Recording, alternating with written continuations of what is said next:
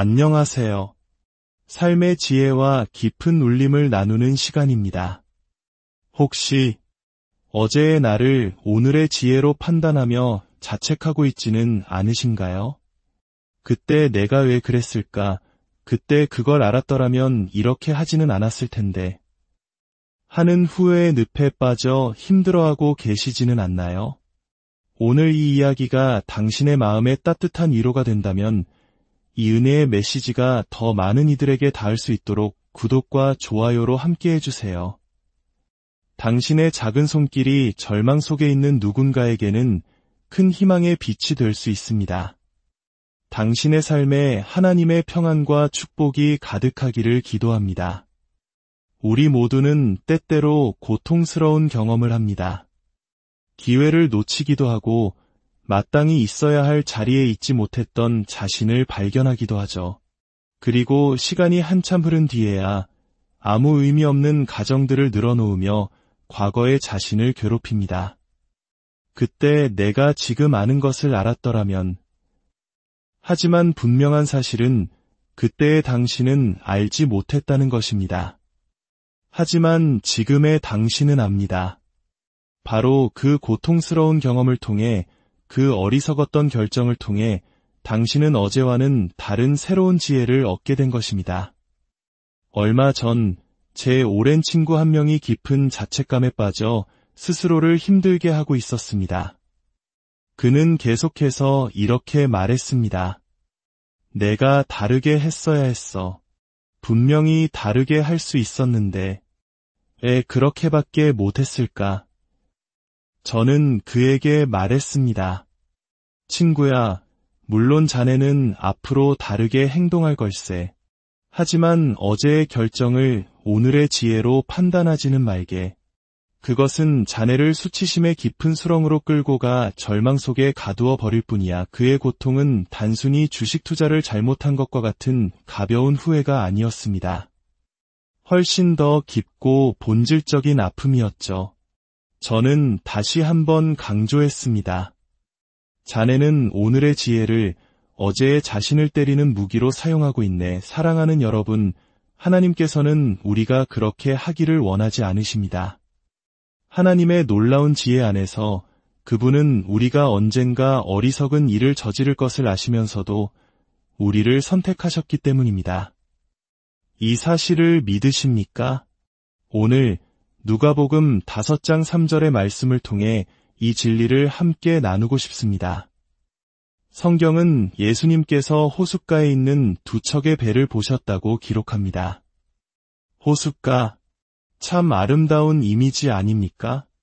이쪽으로 갈 수도 저쪽으로 갈 수도 있는 선택의 기로. 바로 그곳에서 예수님은 시몬의 배에 오르셨습니다. 놀라운 것은 이때 시몬은 아직 그의 이름이 베드로로 바뀌기 전이었다는 사실입니다. 그는 아직 영적으로 성장하지도 못했고 무언가 위대한 일을 해내지도 못했습니다. 오히려 이야기의 뒷부분에서 그는 예수님께 주여 나를 떠나소서 나는 죄인이로소이다 라고 고백하기까지 합니다. 우리 중 많은 이들이 베드로처럼 행동합니다. 주님, 저는 아닙니다. 저는 선한 사람이 못 됩니다. 저는 좋은 부모가 아닙니다. 저는 어리석고 무능합니다. 저 말고 다른 사람을 택하소서. 하지만 여기서 우리는 놀라운 깨달음을 얻게 됩니다. 베드로의 운명은 베드로의 결정에서 시작된 것이 아니라는 사실입니다. 성경은 배가 두 척 있었다고 말합니다. 이는 예수님께서 선택하셨다는 의미입니다. 그곳은 어촌 마을이었으니 수많은 배가 있었을 겁니다. 예수님께서는 어떻게 그 배를 고르셨을까요? 저는 상상해 봅니다. 예수님께서 어떤 배에서 당신의 사역을 시작할지 고민하시는 모습을요. 이것은 단순히 배 한 척을 띄우는 것이 아니라 위대한 복음의 운동을 시작하는 일이었습니다. 어떤 배를 타야 할까? 저는 하나님께서 이렇게 말씀하시는 것 같았습니다.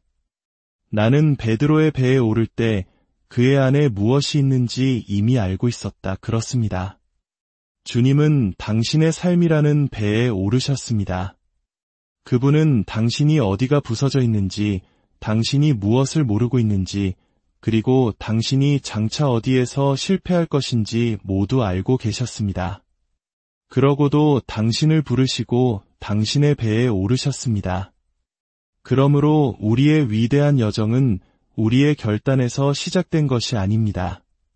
베드로가 그물을 내렸을 때 시작된 것도, 배를 육지에서 조금 떼었을 때 시작된 것도 아닙니다. 당신이 이 세상에 태어났을 때 시작된 것도 아닙니다. 주님은 말씀하십니다.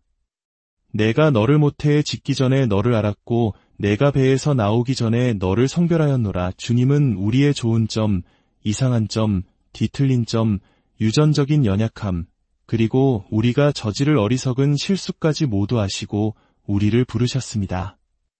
내가 부른 것은 바로 너다. 내가 선택한 것은 바로 너다. 나는 내가 누구의 배에 오르고 있는지 정확히 알고 있다. 여러분의 삶을 이끌어가는 추진력은 누구의 결정에서 비롯되었습니까?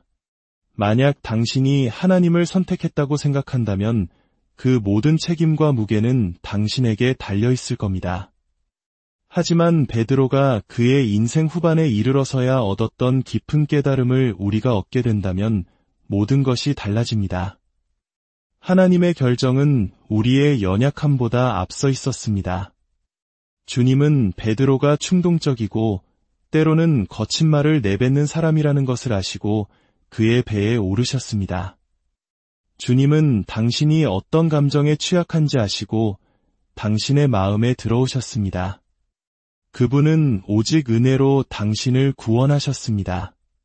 시작점이 어디냐에 따라 멈추는 지점도 결정됩니다. 만약 당신의 삶을 향한 하나님의 목적이 당신의 마지막 실수로 끝나는 것이라면 우리 모두에게는 아무런 희망도 없을 것입니다. 훗날 텅 빈 그물을 씻던 어부 베드로는 성경의 저자가 되었습니다. 그는 베드로후서에서 이렇게 고백합니다. 예언은 언제든지 사람의 뜻으로 낸 것이 아니요 오직 성령의 감동하심을 받은 사람들이 하나님께 받아 말한 것임이라. 이 말씀은 강력합니다. 예언, 즉 우리 삶을 향한 하나님의 계획은 인간의 의지에서 시작되지 않습니다. 그것은 예수님께서 우리의 삶에 발을 들여놓으시는 그 순간 시작됩니다. 그분의 결정이 가진 강력한 추진력은 우리 삶의 어떤 계절, 어떤 실패, 어떤 좌절, 어떤 수치심도 뚫고 나아갈 수 있게 합니다. 자, 여기 무거운 수레가 하나 있다고 상상해 보십시오. 제가 이 중에서 가장 힘이 약한 사람을 불러 한번 힘껏 밀어보라고 한다면 수레는 아주 조금 움직이다가 멈출 것입니다. 이것이 바로 우리의 의지와 결단력입니다. 이제 가장 힘이 센 사람 3명을 불러 힘껏 밀어보라고 해봅시다. 수레는 아주 멀리 빠르게 굴러갈 것입니다. 하지만 결국에는 어딘가에 부딪혀 넘어지고 부서질지도 모릅니다. 하지만 괜찮습니다. 저는 그 수레가 넘어질 것을 이미 계획했기 때문입니다. 이 모든 상황을 위해 준비했기 때문입니다.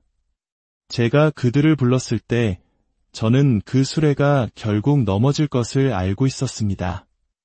마치 하나님께서 당신을 선택하셨을 때 당신이 넘어질 것을 아셨던 것처럼 말입니다. 하나님께서는 당신이 깨지기 쉬운 존재임을 아시고 당신을 부르셨습니다. 그렇다면 질문은 이것입니다. 이 모든 것을 시작하신 분은 누구입니까? 당신의 삶을 시작하게 하신 분은 누구입니까? 당신이 예수님을 선택한 것이 아니라 예수님께서 아주 오래전에 이미 당신의 배에 오르셨습니다. 만약 이 모든 것이 나의 결정, 나의 의지에 달려 있다면 내가 죄를 짓는 순간 모든 것은 멈춰버리고 맙니다. 하지만 당신의 삶을 향한 하나님의 말씀과 계획, 그 어떤 것도 당신에게서 시작된 것이 아님을 깨달을 때 우리는 진정한 자유를 얻게 됩니다. 주님께서 말씀하십니다. 너의 삶의 추진력은 너의 결정이 아니라 나의 결정에 기반을 두고 있단다. 사랑하는 여러분, 더 이상 과거의 실수에 얽매여 자신을 탓하지 마십시오. 당신의 어리석었던 결정보다, 당신의 연약함보다 더 크고 강하신 분이 바로 당신의 하나님이십니다. 그분은 당신의 모든 것을 아시고도 당신을 선택하셨으며 그 선택은 결코 변하지 않습니다. 그 위대한 선택의 추진력이 오늘 당신의 삶을 실패의 자리에서 일으켜 세우고 소망을 향해 힘차게 나아가게 할 것입니다. 당신의 삶에 하나님의 크신 은혜와 평강이 넘치기를 간절히 기도하고 축복합니다. 당신은 이미 선택받은 존귀한 하나님의